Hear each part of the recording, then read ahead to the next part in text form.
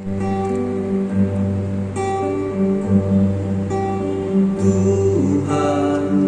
adalah gembalaku, takkan kekurangan aku. Ia membaringkan aku di padang yang berumput hijau. Ia membimbingku ke air yang tenang. Ia menyegarkan jiwaku. Ia menuntunku ke jalan yang benar, oleh karena namanya. Sekalipun aku berjalan dalam lembah kegelapan, dan aku pun akan diam dalam rumah Tuhan sepanjang masa.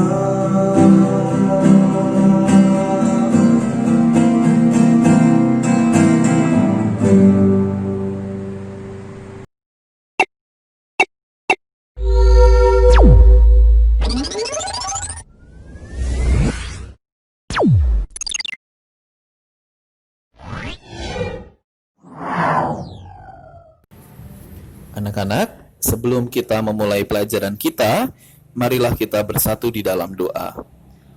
Dalam nama Bapa dan Putra dan Roh Kudus, amin. Allah Bapa yang Maha Baik, Engkau senantiasa mendampingi umat pilihan-Mu melalui tokoh-tokoh yang Engkau pilih. Pada kesempatan ini kami akan belajar mengenal pendampingan-Mu lewat tokoh Daud.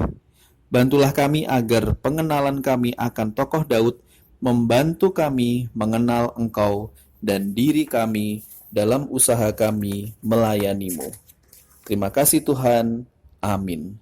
Dalam nama Bapa dan Putra dan Roh Kudus. Amin. Halo anak-anak, selamat pagi, selamat bertemu kembali dalam pelajaran agama Katolik bersama Pak Andreas. Apa kabar semuanya? Bapak berharap anak-anak senantiasa berada dalam keadaan sehat dan selalu bersyukur dalam keadaan apapun. Baik, anak-anak, apakah di antara anak-anak ada yang tahu lagu yang tadi Bapak nyanyikan? Pernah dengar sebelumnya? Oke, anak-anak, lagu tadi berjudul Tuhan Adalah Gembalaku, yang diambil dari kitab Mazmur bab 23 ayat 1 sampai 6. Mazmur 23, Tuhan Adalah Gembalaku, merupakan sebuah karya sastra yang begitu indah dan sangat terkenal. Dan tahukah kalian anak-anak siapa penulisnya? Coba, siapa yang tahu Mazmur itu ditulis oleh siapa? Ya, benar sekali. Dipercaya bahwa Raja Daud adalah penulis kitab Mazmur. Nah, dalam pelajaran ini kita akan belajar mengenal siapakah Raja Daud itu. Sebenarnya ketika kemarin kita di kelas 4, kita sudah pernah belajar sedikit mengenai Raja Daud secara sekilas dalam materi Allah memberkati pemimpin Israel. Baik, sekarang kita mulai ya belajar untuk mengenal siapa Raja Daud itu. Penjelasan ini akan Bapak bagi dua anak-anak. Yang pertama adalah sebelum Daud menjadi raja, dan penjelasan yang kedua adalah ketika Daud sudah menjadi raja. Kita masuk ke bagian yang pertama terlebih dahulu. Anak-anak yang terkasih, tokoh Daud dalam Perjanjian Lama adalah tokoh penting yang berperan dalam sejarah keselamatan. Daud memiliki iman yang sungguh besar dan dia meyakini bahwa Allah itu hadir dan memberinya kekuatan. Hal ini ada buktinya. Saat ia mengalahkan Goliat, sang panglima tentara Filistin, yang badannya besar. Cerita ini cerita yang sangat terkenal dan Bapak yakin anak-anak pasti pernah melihat filmnya atau mungkin pernah mendengar cerita ini dari orang lain. Atau mungkin ada yang pernah baca dalam Alkitab, bagus sekali. Nah, anak-anak mungkin ada yang berpikir bahwa Daud itu adalah seorang tentara. Bukan, bukan anak-anak. Daud bukan tentara. Daud sesungguhnya adalah seorang gembala, seorang yang menjaga kawanan domba, dan domba yang dijaga oleh Daud itu adalah domba milik ayahnya yang bernama Isai. Daud itu adalah bungsu atau yang paling kecil, yang terakhir ya, bungsu dari 8 bersaudara. Walau hanya seorang gembala, tapi jangan salah, Daud diketahui beberapa kali bertarung melawan binatang buas yang mengganggu ternak yang dia jaga. Maka mungkin kehebatan Daud ketika melawan Goliat itu juga sudah terasah ketika Daud menjaga kawanan ternaknya dari serangan binatang buas. Nah, yang terakhir anak-anak, bahwa Raja Daud itu ternyata, atau Daud maaf ya sebelum menjadi raja, punya sisi yang lain. Daud ternyata memiliki keterampilan memainkan kecapi. Dan karena memiliki keterampilan itulah Daud sering dipanggil ke istana Raja Saul untuk menghibur Raja Saul manakala sedang sedih.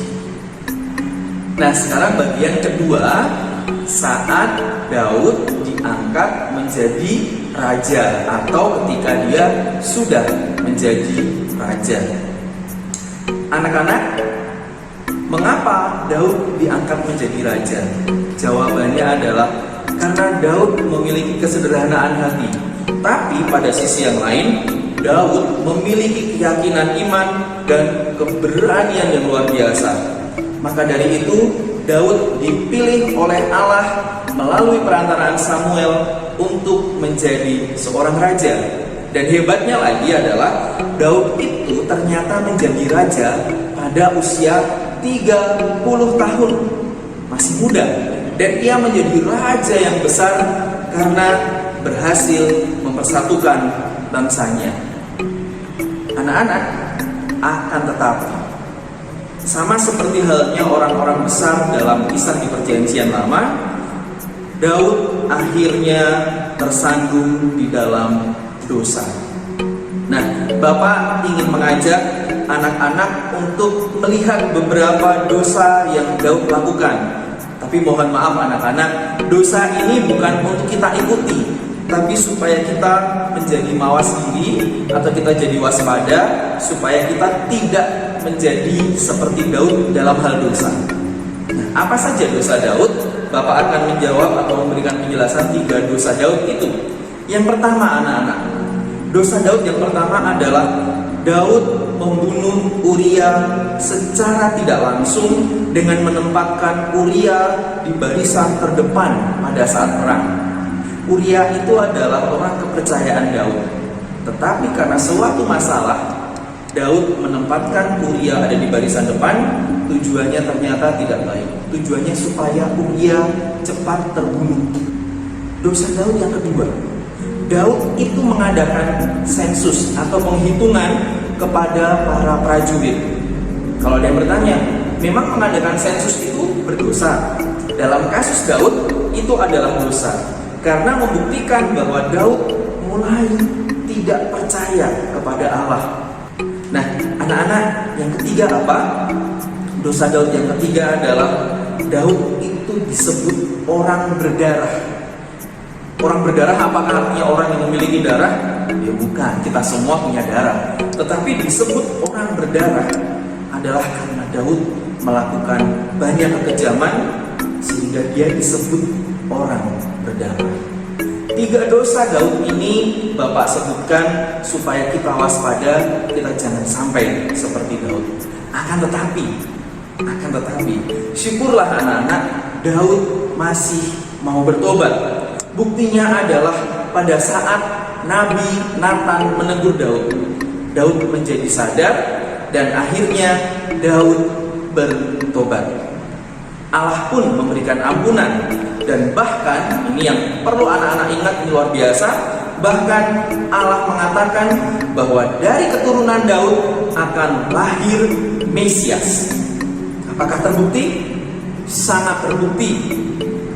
Daud adalah nenek moyang Yesus. Dalam Injil pun, khususnya Injil Matius pasal 1 atau bab 1, kalian boleh lihat di sana dijelaskan tentang silsilah Yesus Kristus yang kita tahu di sana ada Daud. Maka dalam Injil pun anak-anak, kalau nanti anak-anak membaca, Yesus itu banyak disebut dengan sebutan anak Daud. Baik, anak-anak, ada beberapa catatan pokok pada bagian akhir pelajaran kita kali ini. Bapak ingin pada bagian akhir dari pelajaran ini, mari kita bisa meneladani Raja Daud yang sedang kita pelajari ini. Kita tahu anak-anak bahwa Daud memang memiliki keterbatasan sebagai seorang manusia biasa. Akan tetapi ada sisi yang lain yang perlu kita ketahui, di mana Daud itu juga memberikan teladan yang hebat kepada kita. Beberapa di antaranya. 1. Anak-anak, seperti yang Bapak sampaikan, Daud bukan orang sempurna, namun ia adalah seseorang yang mau bertobat, mau menyesal dari dosa-dosanya. Buktinya saat Daud ditegur oleh Nabi Nathan, dia kemudian menjadi menyesal. Pertanyaan buat kita, apakah kita bertobat dan menyesal dari dosa ketika kita sudah diingatkan oleh Tuhan melalui orang tua, melalui saudara, melalui siapapun? Coba ini. Yang kedua, Daud adalah seseorang yang rendah hati atau sederhana. Pada bagian ini, Bapak ingin mengajak anak-anak membuktikan tulisan Daud dalam kitab Mazmur bab 8 dengan judul Manusia Hina sebagai Makhluk Mulia. Coba anak-anak boleh buka Alkitab, boleh searching di Google mengenai kitab Mazmur bab 8. Bagaimana dengan kita? Apakah kita adalah orang yang rendah hati, sopan kepada sesama kita? Mari kita pikirkan. Dan yang ketiga adalah anak-anak, ini yang paling luar biasa dari Daud. Daud adalah seorang pemberani, gitu ya, seorang yang pemberani. Dan hal yang satu ini memang tidak bisa dilepaskan dari sosok Daud, apalagi kalau kita mengingat keberaniannya melawan Goliat yang konon badannya besar.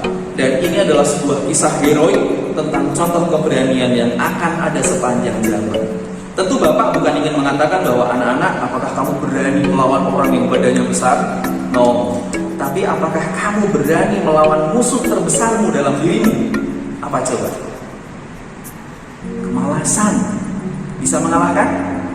Itu adalah musuh kita yang paling besar, paling berat. Kita berjuang untuk itu ya.